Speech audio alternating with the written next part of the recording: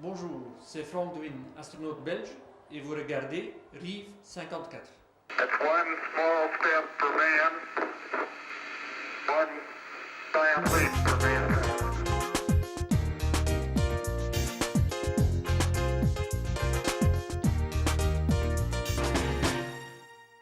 Bonjour et bienvenue à La Tête dans les étoiles comme tous les 15 jours et aujourd'hui je vous propose une émission vraiment exceptionnelle. Tout d'abord je serai accompagné d'un petit garçon qui s'appelle Adrien qui est passionné d'espace et qui rêvait de rencontrer un astronaute. Et en plus j'ai à ma côté, vous l'avez certainement reconnu, un astronaute belge qui a volé 2 fois dans l'espace dont 6 mois à bord de l'ISS. Il s'appelle Frank Dwin. Bonjour Frank, ravi de t'accueillir à l'Eurospace Center. Bonjour Pierre-Emmanuel, c'est un plaisir d'être ici. Voilà. Je te propose de nous rendre dans le laboratoire Columbus, un laboratoire que tu connais bien parce que tu as vécu pendant 6 mois dans l'ISS. Tu en es même devenu le premier commandant de bord. Et dans l'ISS, il y a un petit garçon qui t'attend avec beaucoup d'impatience. Descendons. Voilà, on va rejoindre Adrien. Salut Adrien. Bonjour Pierre-Emmanuel. Je te Bonjour présente. Monsieur Levine. Adrien, comment ça va? Bien, et vous je sais pas. Bon, Pose une moi question. j'aime bien l'astronomie et Pierre-Emmanuel m'a proposé de vous interviewer. J'ai préparé quelques questions. Donc tout d'abord, pour débuter notre rencontre, qu'est-ce que c'est l'ISS? L'ISS, c'est une station spatiale internationale qui cercle autour de notre Terre. Pas trop haut, en fait, c'est en fait 400 km d'altitude autour de notre Terre, mais on est quand même hors de notre atmosphère, donc on peut tourner là en apesanteur en permanence. Et c'est assez grand, l'ISS pèse 400 tonnes, c'est à peu près la surface de 2 terrains de foot, donc c'est assez grand, et on y fait beaucoup d'expériences en microgravité. Donc l'ISS sert à faire particulièrement des expériences, c'est son usage. Tout à fait. L'ISS sert à faire des expériences en microgravité, mais l'ISS sert aussi à préparer le futur. En fait, dans la Station spatiale internationale, c'est une coopération avec beaucoup de pays. L'Amérique, la Russie, le Canada, le Japon et aussi l'Europe. Et en fait, on utilise aussi la Station spatiale internationale pour le futur de l'exploration spatiale, c'est-à-dire peut-être une base sur la Lune, voler plus loin, et éventuellement, c'est quand même le grand défi de ce siècle d'avoir une femme ou un homme qui marche sur Mars. Dans la station, il y a naturellement pas mal de modules, hein. On a en fait fait plus de 45 vols pour construire la station parce qu'on ne peut pas lancer la station telle qu'elle en une seule fois. On a tous les modules du côté, on dirait, américain. On a là notre module européen Columbus. On a notre module japonais, le GEM. Et ici, on a toute la partie russe de la Station spatiale internationale. Mais naturellement, si on travaille, si on veut faire beaucoup d'expériences, il faut aussi avoir beaucoup d'électricité. Et c'est pour ça que vous voyez tous les grands panneaux solaires, par exemple, qui sont là pour nous fournir l'électricité à bord de la Station spatiale internationale. Merci. Si c'était possible de se diriger vers un petit écran, et est-ce que vous pourriez m'expliquer ce qu'est cet écran? Ben, en fait, ça, c'est une carte de notre monde, hein, de notre Terre, comme vous voyez. Et ici, on voit dessiner l'orbite de la Station spatiale internationale. C'est là, à ce moment-ci, où se trouve la Station spatiale internationale. Parce qu'en fait, il y a des sites web maintenant qu'on peut visiter, par exemple à esa.int, www.esa.int, et on peut là voir visiter l'ISS. Et donc, on peut voir en temps réel où se trouve l'ISS. Donc, on voit ici que les astronautes, actuellement, ils vont s'approcher sur l'Australie. Et donc, ce sont les orbites. Et pourquoi est-ce que les orbites sont comme ça? Parce qu'en fait, l'ISS est lancé dans une inclinaison de 51 degrés. Pourquoi 51 degrés inclinés par rapport à l'équateur? Parce que le site de lancement Baïkonour, où tous les astronautes en Soyouz partent vers la Station spatiale internationale, est justement situé à 51 degrés. Ok, alors maintenant, vous avez dit l'altitude. J'ai une autre question. L'ISS, elle voyage tout le temps, mais elle va finir sa mission à un moment ou elle va continuer à voyager? Aujourd'hui, effectivement, l'ISS voyage tout le temps. Elle cercle autour de notre Terre, mais quand même, elle descend chaque jour, elle descend à peu près à 100 mètres parce qu'il y a encore des atomes qui sont là, des atomes d'oxygène, de nitrogène qui sont là. Et donc, ils ralentissent un tout petit peu l'ISS et à cause de ça, on descend chaque jour, on descend 100 mètres. Donc, de temps en temps, il faut faire un reboost, il faut relever l'altitude de l'ISS. Et pour ça, on utilise par exemple notre module ATV, Automated Transfer Vehicle, un module européen qui est lancé avec l'Ariane 5. Mais donc, oui, à la fin de sa vie, l'ISS, parce qu'on ne va pas maintenir l'ISS 100 ans, pour le moment l'ISS est là jusqu'en 2020, peut-être un peu plus loin, un peu plus longtemps, mais après ça l'ISS va retomber sur la Terre et donc là on est aussi déjà en train de préparer ça, comment on peut en sécurité naturellement faire retomber la Station spatiale internationale sur la Terre. Alors maintenant, je vais passer à mon troisième point, c'est une vie dans l'ISS. Combien de personnes êtes-vous plus ou moins dans l'ISS? Est-ce que ça varie aussi? Dans la Station spatiale internationale, actuellement, on est à 6 personnes. Donc la station est capable de soutenir en permanence 6 personnes. Parfois, c'est un peu moins parce que s'il y a un relève d'équipage, il y a en fait 3 personnes qui quittent et 2 semaines plus tard, il y a 3 personnes qui viennent. Donc de temps en temps, on va de 6 à 3 et de nouveau à 6. Dans le temps où il y avait navette, comme moi j'étais à la station, on avait la visite de la navette spatiale américaine, le Space Shuttle. Mais là, il y avait 7 membres d'équipage dans la navette. Donc 6 de la station plus 7 de la navette, ça veut dire qu'on était à un certain moment avec 13 membres d'équipage à bord de la Station spatiale internationale. Mais là, on avait naturellement la navette qui avait sa propre nourriture, ses propres systèmes d'oxygène et tout ça pour supporter les autres 7 astronautes. La station peut en supporter 6. J'ai une autre question. Une journée, ça se passe comment? Vous vous levez, Une journée à la Station spatiale internationale, ça se passe à peu près comme ici sur Terre. D'abord, on se lève à 6 heures du matin. Il faut faire la petite toilette du matin, le petit déjeuner, et puis vers 7h30, on commence à travailler. On commence à travailler par ce qu'on appelle un Daily Planning Conference. C'est une conférence journalière qu'on fait tout le matin avec le centre de contrôle, tous les centres de contrôle au monde, aussi en Europe, à Oberpfaffenhofen, à Munich, où on a notre centre de contrôle de l'Agence spatiale européenne, pour préparer le travail que les astronautes doivent faire ce jour-là. Puis après, on travaille. À midi, on a une pause d'à peu près 1 heure pour manger, et puis on travaille jusqu'à 6h30, 7h30 le soir, où on arrête le soir avec encore une Daily Planning Conference, mais alors du soirée. La même chose, on discute un peu tout le travail qu'on a fait et aussi là on prépare déjà le travail qui doit être fait le lendemain.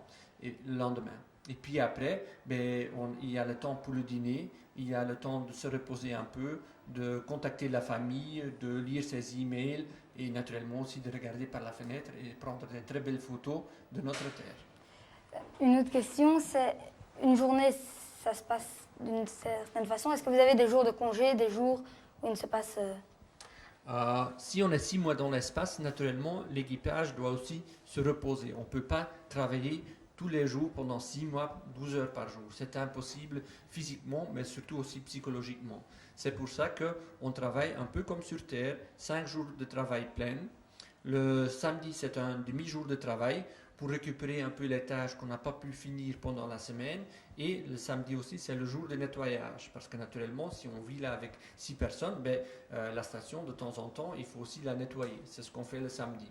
Et puis le dimanche, c'est vraiment un jour de repos où on a un contact avec la famille en vidéo. Cette fois-ci, il y a, pour chaque membre d'équipage, il y a 1 heure de vidéo qui peut parler avec ses enfants, son épouse, ses amis sur Terre. C'est très important. Outre que ça, on a encore quelques petites journées de congé. Par exemple, s'il y a Noël, Nouvel An, naturellement, là aussi, on ne travaille pas. Les membres d'équipage, en fait, ils ont droit à ce qu'on appelle un bonus container de nourriture. C'est des petites boîtes de nourriture qu'ils peuvent prendre, qu'ils peuvent sélectionner eux-mêmes et qu'ils peuvent prendre à bord de la Station spatiale internationale.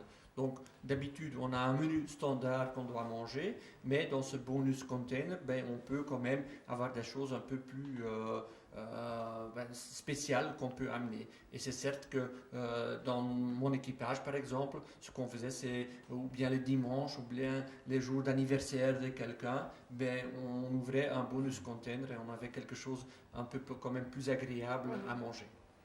Pendant vos jours de congé et tout, vous faites aussi du sport ou quoi pour garder les muscles en forme? Tous les membres d'équipage, ils doivent faire beaucoup de sport dans la Station spatiale internationale. Pas uniquement pendant les jours de congé, mais aussi pendant les jours de travail. Chaque jour, pendant la semaine, le samedi, le dimanche, l'astronaute doit faire 2h30 de sport. 2h30, pourquoi? Parce que sinon, à l'apesanteur, on n'a pas de gravité. Donc tout ce qu'on doit faire maintenant pour se garder debout, nos os, nos muscles qui nous supportent, ils ne travaillent plus dans l'espace. Donc il faut faire du sport pour les faire travailler et pour les garder en bonne santé. Et encore deux petites questions auxquelles je tenais beaucoup. Quel a été votre meilleur moment après ce voyage? Le meilleur moment, certainement, c'est quand on arrive la première fois dans l'espace et quand on voit pour la première fois notre Terre. C'est quand même le souvenir le plus émotionnel qui reste chez vous. D'abord parce que notre Terre, vue d'en haut, est tellement belle, mais aussi parce qu'on voit la fragilité de notre Terre. Si on regarde, aujourd'hui c'est un beau jour, on regarde vers le haut, le ciel il est bleu et on a l'impression qu'il va jusqu'à l'infini. Mais en fait, si on regarde en haut, on voit que le ciel, l'atmosphère, c'est une toute petite fine couche qui est autour de notre Terre et qu'on vit dans sur une Terre très très très fragile, dans un immense univers. Et c'est ça qui est quand même resté le plus avec moi. Et le moment qui a été un peu le plus dur, qui a été le moins chouette à passer? Le moment qui est le moins chouette, c'est sans doute peut-être le plus stressant, je dirais. C'est au niveau du retour, quand on est dans la petite capsule et on rentre vers la Terre, on est dans une boule de feu et c'est un peu stressant naturellement parce qu'après il y a les parachutes qui doivent s'ouvrir pour avoir un atterrissage en sécurité. Ça c'est naturellement un peu stressant, mais pour le reste, j'ai pas vraiment eu des moments désagréables dans la station. J'ai très bien aimé vivre dans la Station spatiale internationale. Donc vous, si je comprends bien ce que vous avez dit, vous referiez bien un voyage si c'était possible? Si je peux repartir demain, je suis parti tout de suite. C'est clair, mais aujourd'hui, on a 6 jeunes astronautes européens de l'Agence spatiale européenne qui se préparent pour leur vol.